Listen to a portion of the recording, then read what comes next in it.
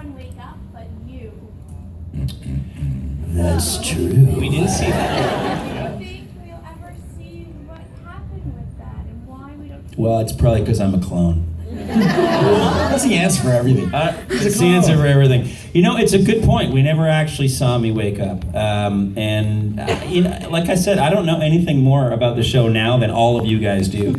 I don't know whether he's going to play with that, to be honest, but he could. I do know that there's certain misdirects that I'm aware of now that I wasn't aware of when we were shooting in terms of Three's background, and those will be pretty exciting to watch in season 2.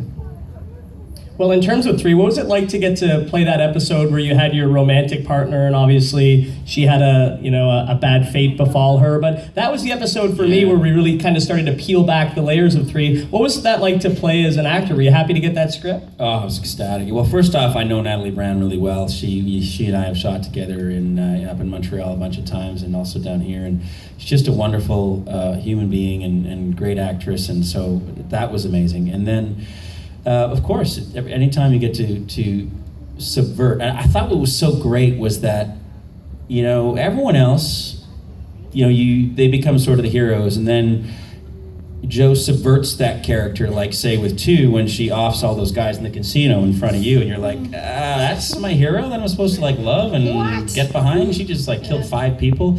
And for me, he does the exact opposite, where he's like, this guy's such a freaking jerk, and then all of a sudden you find out, and then you think a little differently. So I love that, and I hope we get a bit more. In fact, I've heard one really, really cool story that, because it's not just Joe, it's Joe and Paul. Right? And so Joe has pitched Paul a story about potentially continuing that storyline on in a really awesome and cool kind of way that's consistent with Dark Matter, because this one here, you'll notice at the end of that episode, was sort of hanging around the little box where Sarah was, and we don't know what she was going to do. Too much.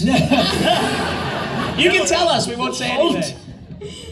So he was noodling on some sort of storyline there, and it is really cool, and I will say no more, but Paul was hesitant, so we'll find out who wins the battle, whether that storyline gets in.